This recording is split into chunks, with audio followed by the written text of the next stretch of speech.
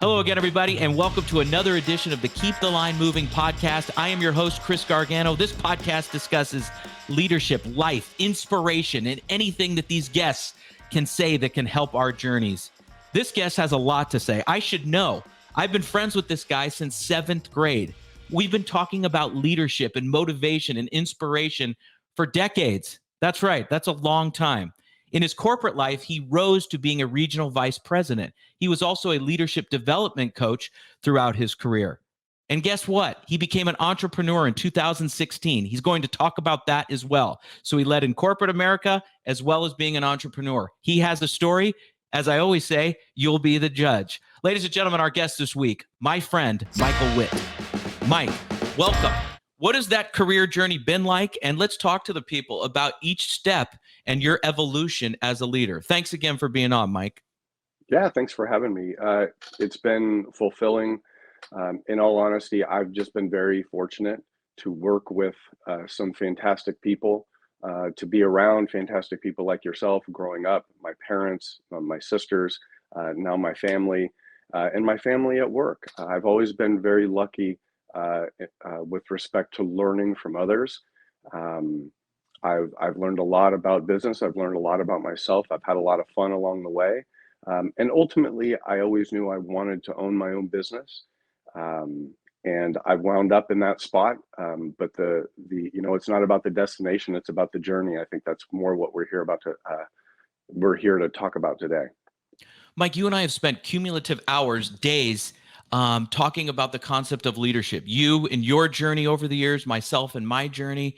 And I would always say to myself, my gosh, I wish I could have just written that down. I was either out on a hike or somewhere where I didn't have a notepad talking to one of my best friends in the world. So now is that time to share this information. Mike, when you were a young leader, because a lot of the focus of this podcast will be on helping emerging leaders and getting information from folks that have made it to the top and authors and professional athletes and people in that regard, but also you and I that have made it in different ways and like helping people, like you said, and working with people and empowering them. But when you were a young leader right out of school, what were you like? How did you lead as a person in a leadership position fresh out of Sac State or shortly thereafter? I think I always looked at myself as a coach. You can use the term leader, you can use the term manager or what have you. The way I always looked at it was my job was to help the performance of others. And probably the biggest adjustment from going from being a frontline employee as a sales representative or other positions and becoming a manager slash leader slash coach was realizing that I was going to be judged on the statistics and performance, if you will, of the people that I was managing. So very quickly, I learned that this is not about me, it's about them. And ultimately, my responsibility is to help others succeed. And that comes in a variety of different ways. But I think right away, my style was my focus is on improving the performance of those that work with me. And I was fortunate enough as a frontline employee, and in this case, in sales, to work with some great people that taught me a lot. So I knew that job inside and out. I had done it. I had failed, I had succeeded, and I'd done everything in between. So I think it was a matter of teaching others what I had learned, and not necessarily to do things the way I did them, to do things the way that would help them succeed in their own way. So I think again, my biggest focus was helping the performance of others. I certainly didn't do it the way I would do it now when I was right out of school and when I was a younger leader. But again, I was very fortunate to take the advice and examples of others that I had worked for. So let's unpack a lot of what you just said there. So again, this podcast is about leadership and about folks at different stages of their leadership career. So Mike was talking about being a young leader and going from an individual contributor to then leading people. You manage things, you lead people. We'll get to that over the course of this podcast and perhaps even today. So Mike, what you were saying is you learned the job of sales and then you became a leader and you were then charged with helping those who sold, but you wanted to do it by knowing them and their individual strengths. How did you go about understanding the people that now reported to you and understanding their leadership style, that how they communicated, their relationship with humility, their relationship with making mistakes and difficult conversations that they had to have. How did you go about that process? Time. I was told very early on, this is street leadership, not seat leadership, meaning that you spend your time with your folks out in the field. It's not about sitting in an office and being separated. It's about being with them. So you learn what people do well, what they need help with, the things that they did far better than I ever did, and some things maybe that I had some experience with that I could help them with. So if there's 5 days in a work week, 4 of those days was out in the field with the people that I worked with, listening to them, helping them, constantly coaching. Every single day was a coaching session. I rode with them all day, finished the day with specific feedback, and then start the next day with somebody else. I'd spend a day out of the week just analyzing numbers and looking at where we were, and also making sure that I was continuing to grow. But again, I think the key for me was being with the people, seeing what they did well, seeing what they needed help with, and doing the best I could to get them there. Mike, you mentioned the key word there, time, investing time in the people that are in your charge, right? On your team. And I think folks sometimes misunderstand what that time is. It's not formal. I'm going to give my own opinion here. It's not formal. I am now spending time with the person that reports to me. Let's talk about objective 1, 2, and 3, goals, KPIs, metrics. Let's do that. Okay, have a good time. We just spent 46 minutes together. That's time. What you're saying, if I'm hearing you correctly and knowing you, having the benefit of knowing you all these years, the time was also informal time, talking about baseball or what you have for lunch or the family or things that meant something to them, in addition to indirectly talking about like what it takes to be a great salesperson or taking care of the people, your clients at each stop. Am I accurate in that assessment? The time spent is not necessarily formal time, it's the informal time that you get to understand people. Well said. When we're talking about a salesperson and being in the field, it was literally all day. It was 7, 8 hours. We're not talking about minutes. We're talking about hours on a daily basis. So during that time, when you're riding from place to place or having lunch together, grabbing a cup of coffee or whatever that is, there's going to be a lot of time for the informal discussions and absolutely getting to know the person. And I think those are some of the more effective ways, obviously, of getting to know the person, getting to know what makes them tick. Each one of them I knew personally, but it was definitely a professional relationship. Um, but the time invested was not minutes, it was hours. And you can't help but get to know somebody. Um, I will also say, Chris, that I do not have the strength that you have, which is making people feel comfortable right away, especially in a leadership position. It takes a little while to get to know me. I'm not a warm and fuzzy person up front, but for those that take the time to get to know me, they know that I'm sincere in what I say. I don't have an agenda. I'm on board to try to help the person, but it takes time to develop that. Again, there are people like yourself and others that can make people feel comfortable right away. I don't have that ability. It takes time. But what you see is what you get with me, and people learn over time that I'm going to be very upfront, maybe sometimes too much so, but there's never any guesswork in terms of what I'm thinking and what I believe and what I'm trying to accomplish. So, Mike, right there, it takes that self awareness that you had. You know, it's that self awareness that you have now as an individual in his mid 50s, if I may. We both are. There's no hiding it here. We're transparent. Um, so, you have that self awareness now. So, did you have that then? Did you know that maybe your style was a little more curt or a little bit more straightforward than maybe others? And did you use that as an advantage? Did you try to overcome that? How did you approach your way of doing things in the leadership form with others? How did you do that? You said it exactly right, Chris. And I mentioned several times that I was lucky enough to work with some really good people, the leaders who managed me, and they were very direct about what my style strengths were and what my weaknesses were. So I can't tell you when I became aware of that. When early on, I think you think that people see things through your eyes. There's only one way to see life, and everybody sees it the same way. It's just a matter of some people do things differently than others. I was not wise enough to know that. I thought it was a matter of effort and intelligence and so on. So I had some leaders that told me that, Mike, you're very direct and it can come across in this particular way. Here's a way to adjust, and here's a way to do that better. And one gentleman, Ron Middlestat, who I have great respect for, who hired me as a college intern, he was great in that I was always seeking advice. He gave me a couple of books to read that really helped me. And he was a master of being able to just adjust how he spoke to people in order to get through to them. So he and several others were great in helping me learn. Rick DePaiva, Jack Carter, all those people were great in helping me to adjust how I come across. So you mentioned you gave credit to several individuals that you listed. Tell me about how you would listen to them, and tell me about how important that is as a leader to listen. And you said they even gave you some books to read. And then that'll be the next part. We're going to talk about the constant evolution of a leader and always wanting to learn. But let's talk first about how you would listen to those folks that you listed. I wouldn't say that my strength is listening. I would say my strength is observing and learning.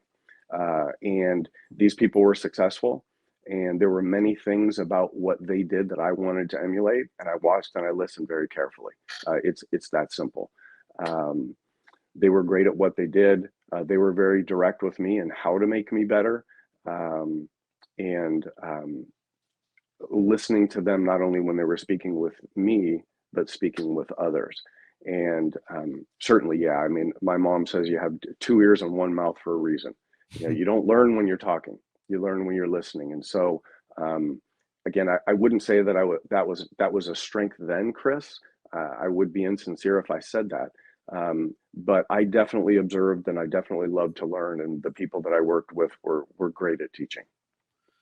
Great point. So here's what I want to talk about here. So leadership comes in different ways, right? There's self-leadership. It's what we do each and every day. It's when we leave the house or the apartment or wherever you're living to go to work. The leadership journey starts at that minute. It's who you are as an individual. And what you just said there is important, because leadership is not always direct. So what you said, you are observing great leaders that you were around, how they interacted with other people, what they said about other people or explained situations, and then of course talked with you. And then that's the direct leadership. The indirect, the observation of folks doing it, you're seeing a window to their character, a window to their integrity, a window to how well they listen and glean information. So you said that, you weren't as great of a listener then as you are now, but you're very good at observation. All this is part of learning. Mike, talk about the importance, if you could, the importance of being a continuous learner as a leader. If you're not learning, you're dying, and there is always something to learn about yourself. I remember back, you kind of triggered a memory when I was a salesperson. Every single day, every day, at the end of every day, I reviewed it and said, what was my best call? What was my worst? What would I do better? And what can I take from the one that I did really well on and apply that in the future? I'm pretty hard on myself, and I always reviewed my performance in one way or another. And so I was constantly learning. Then when I was fortunate enough to work with some folks that were really good teachers, I would ask them. I spent a lot of time talking with them. I listened to what they said. I asked them what books I should read, and I did it. I'm encouraged by learning, Chris. I'm motivated by it. I know that not everybody is like that, so it's kind of hard to teach wanting to learn. But that just always came natural for me, and I thought it was, quite frankly, it was pretty wasteful and silly not to learn from the folks around you, especially those that were doing things that eventually you wanted to be able to do. So to that point, Mike, let's just look at this. I mean, in any industry, there's doctors that need to keep reading medical journals to understand different strategies for surgery and different medications. So in leadership, we're dealing with human beings and their careers and their lives. So you would think that being a learning leader would be natural.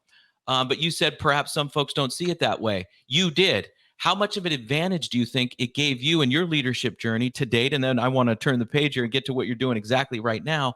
How much of an advantage was it to be a natural learner, Mike? I've never thought about that. I think being hungry to learn is definitely an advantage, but I also think it was an advantage that I knew what I wanted to do at an early age. I knew I wanted to be a leader. My father, who was one of my heroes, was a leader in the military for almost 30 years, and a leader of our family, obviously. I loved him and respected him, and I knew that there was a lot of what he did that I wanted to do. And I got that from talking to the people that he worked with, the way that the reverence they had for him, the respect they had for him, and the way I saw him interact with them. I just felt like I want some of that. And yeah, some of that came natural for me. And Chris, we're spending a lot of time talking about business. And the truth is, some of the most fulfilling leadership roles I've ever had is coaching youth sports. It doesn't have to be an adult. It doesn't have to be for monetary reasons. It doesn't have to be to earn a living. It doesn't have to be to climb a ladder. It's about helping others learn and seeing them succeed. And if that motivates you, it's not hard to want to learn. And I always did. That always motivated me. I always wanted to learn. I've read books on professional leaders, but I've read a lot of books on sports leaders as well. Because to me, it's all about understanding the people and how to help them improve in their performance. That charges me up. Seeing others succeed and learn is a lot of fun for me. It just always has been. And I'm not sure you can teach that. And I'm not sure you can tell people, hey, you have to learn if you want to be better. That just came natural to me. It was motivating, it was fun, and I knew I had to learn if I wanted to get better at what I did. Perfectly stated. And I love that leadership comes in so many different forms. I have coached my son's teams like you have. There's nothing better than seeing their fulfillment and getting it and helping them along the way in their journey. And then you also mentioned your great dad, the Colonel. We love him. And his charm was off the charts, and the way that he engaged with people, oh my gosh, Mike, talk about a gift. Your dad had that gift to just make people feel welcomed and warm, and had a quip, and he was always right on point. And I'm so glad you brought him up. That was perfect. I love it. So thanks for doing that. And if I could, Chris, I would. It just reminded me of a lesson that he gave me when I had my dad was a man of few words, but when he spoke, you listen. And when I first got into a leadership role in the business community, I called him and said, "Hey, Dad, I want to get some advice. I know obviously you've been an effective leader for so long. Give me your advice." And I thought I was going to get all these long stories and pearls of wisdom and things to fill several pages of a book that I could refer back to later. He gave me 5 words. 5 words. Take care of your people. That was all he said. And I still remember that conversation like it was yesterday, even though it was, 30 years ago. And initially it was, what does that mean? And obviously it sounds like, well, give everybody a raise and treat them all well and put your arm around them and make them feel good. And that's not it at all. Certainly taking care of your people comes in all kinds of forms. If you have top performers, yes, you want to encourage them. Yes, you want to congratulate them. Yes, you want to help promote their careers. For those that are struggling, you want to put your arm around them, help teach them. Some of them need maybe a little tougher conversation, a more honest conversation about where their performance is and where it should be. And it could also be that you have a bad apple, if you will, and you have a member of your team that is bringing down the rest of them. And to take care of your people might mean to help that one bad apple find a different career, and to take care of the ones that are performing, because if you don't take care of that, you're not taking care of your people, and that's going to infect the whole team, and it's going to hurt everybody's performance. So what I've learned, and still learning from him over the past 35 years, is that taking care of your people comes in a lot of forms, but I think that's really wise advice. And if you can internalize that and really think about what it means, it really is a great guideline in almost all situations. Again, the Colonel was a wise man, and that is a great way of saying it. Take care of your people. And what you talked about earlier in this conversation was spending that time with them and understanding them as a professional, and understanding that they have a career. They have a career at the current job that they have, and then they have a future. And to understand the three of those elements and investing the time to understand where they want to go, What are their unique talents? And all the conversation that we've had about this over the years and today is so important to understand. And then again, as the Colonel said, take care of your people. Mike, let's make a transition here. So you're a successful corporate individual, you're a regional vice president at a reputable company, and then all of a sudden you put that behind you and decide to buy a gym, an anytime fitness gym in Northern California in Sausalito, right over the Golden Gate Bridge. You do this, you're successful at this, but I'm taking and leaving off a bunch of steps. So let's back up and talk about that transition, if you will, and how admirable that is that now you're leading in an entrepreneurial space. Yeah, it was I always knew that, as I mentioned earlier, that I wanted to have my own business. And at a certain point, you feel like you've learned everything you need to learn, and it's time to go. And as my wife Karen says, her saying is, you don't miss the game planning for it. Well, it's time to play the game. I'd done enough planning. I'd done my homework, and I was at the point in my life where the kids were gone. That we could take the financial risk, and it is a risk. And to clarify, Chris, it wasn't a buying an existing gym. It was starting one from scratch. It was obviously buying the rights to a franchise. But starting something from scratch is something that I honestly wanted to do. I was not and never will be the person to come up with a new widget. That's not my strength. It's not the imagination of, hey, here's a product that would make everybody's life easier. That's not me.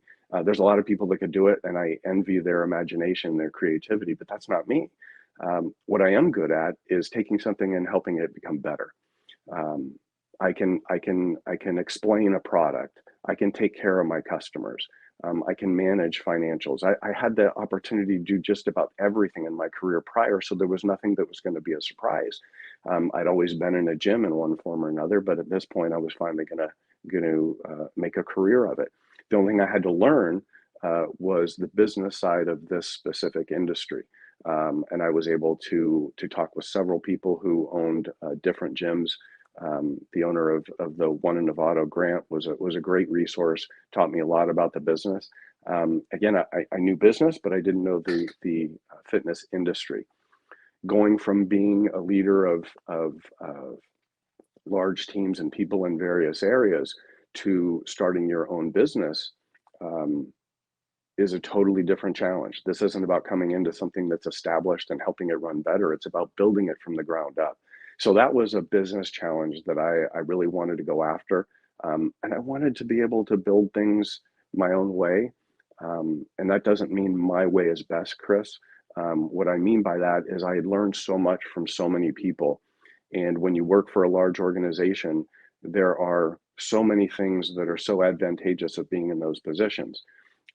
As you get older and more mature and more experienced, then there's some things that maybe come along that don't exactly suit your style of business. You still do it because that's the corporate guideline, and that may be successful. But maybe you've come across a few things that you'd like to do a little different. And that's where I was. And I was at the point where I want to take a model, I want to run with it and develop it in my own way. And we've been fortunate enough to be able to do that with the help of my wife to get it off the ground. And the great people of Marin County, and specifically in South Marin, I've been very fortunate. So let's look at this. So you had the ability to create the culture. When someone walks through those doors at Anytime Fitness in Sausalito, California, what are they feeling? What do you think? If I were to say, hey, 3 members, come on in, let's talk here on the podcast, what would they say about the culture of that specific gym when they're walking in? I will tell you what they say because I'm too old to use this word, but they say it's a chill vibe. That's what they say. They said that, that this gym is chill. And I always tell people when they're coming in, look, the people that love this place are looking for a little bit quieter environment and a little bit friendlier environment. And we like to say we have great equipment, but better people. And I'm not looking to pack the place out. I'm not looking to maximize and squeeze every penny out of the business. I'm not looking to pack in people like sardines and just look at that and say, wow, the more people I get in here, the more money I make. It's not like that. I want a great environment. So the people that come in that really like the place and the ones that have joined and stayed are the ones that are looking for that kind of environment. And they almost always say after walking around and getting a chance to just observe and listen, they'll say, I just like the vibe of this place. I like the vibe of this place. It's friendly, it's clean, and it's got a chill vibe to it, which I love. I love that chill vibe. That's us, Mike, right? We're chill vibe. Okay, I don't even know what that means, but that's what they keep telling me. So I'll go with it. Mike, let's talk about this. So you're an entrepreneurial leader now, and you were a corporate leader per se. What is the difference? If there's somebody out there listening, always wanting to have either opened a gym, a coffee shop, a boutique that sells clothes, or whatever their passion is, what is the difference between leading in the corporate world to leading in what you're doing now? The dynamics are different, certainly from being in a Fortune 200 company with, literally thousands of employees to having one part-time employee. Um, when you ask that question, I think more about the people that I'm focused on now are really just all my customers and the members at the gym, because it's such a small place. You've said it's a medium size.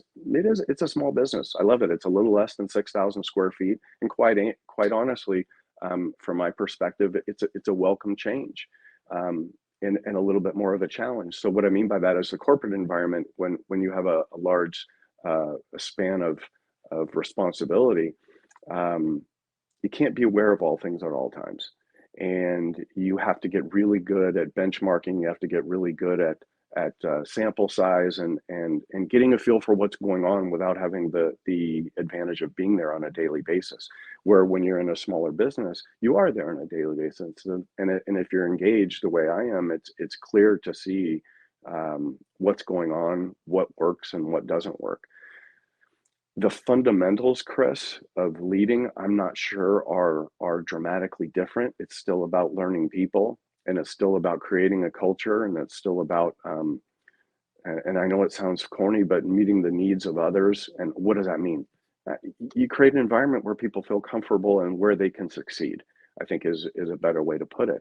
That's what I'm still doing, but rather than focusing on my team and on customers, it's 99% on customers now. But I think it's still about creating an environment conducive for success. That's the best advice that you can give. So, Mike, when you look at this, when you look at your leadership journey, which has evolved now into leading, as you said, a small business, but 6,000 square feet, that's a nice sized gym with a chill vibe. I love that. And getting back to that, so Mike, you look at what do you look for in a leader? So now that you have seen the corporate, and now that you are in a different role as a leader, when you look for somebody who's leading well, and let's even broaden this in the corporate world, in professional sports, something that you and I obviously have a mutual love for. Who jumps out at you when you look at the world of leadership now, and why does that individual or individuals, why do they jump out at you? Characteristics would be people that have perspective. I have always appreciated people that can see the big picture and see how everything works together. And I was always impressed by people that could see, well, it's not only this, but if you do this, it's going to lead to B, it's going to lead to C, and ultimately to D. Oh, now I get it. I didn't even think that far ahead. So folks that can see the big picture on how everything works together have always impressed me. And I always try to see how one thing leads to another, and that different people have different perspectives, and you got to seek first to understand and then be understood. And for people that can do that, um, I've always had great admiration for them. I hope that answers your question. So, Mike, you've done a lot of leadership development. In fact, you have some certifications in it throughout your career. Let's drill down on some leadership principles here. How did you train people to have difficult conversations?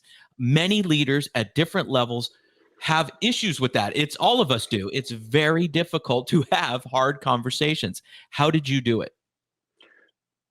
You're absolutely right. And the first thing I do is I frame it in having an honest conversation, not a difficult one, because right away you've got a negative connotation.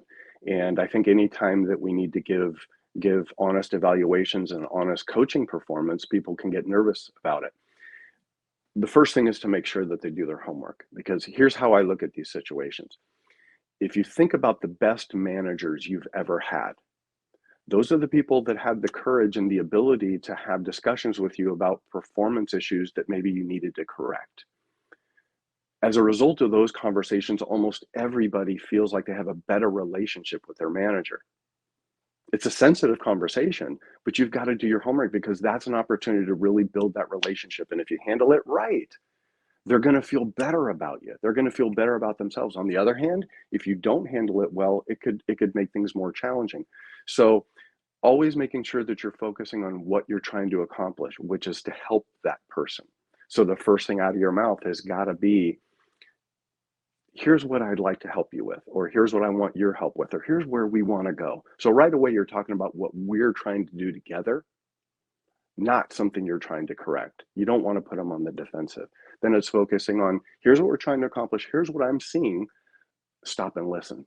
Tell me how you see that. What's your perspective? Why is it going that way? Having a full-on discussion, and then, okay, well, now here's where we go from here, and having the employee talk about what the expectations are, rather than saying, Chris, here's what we talked about. Here's what I expect from you. Here's when I expect it.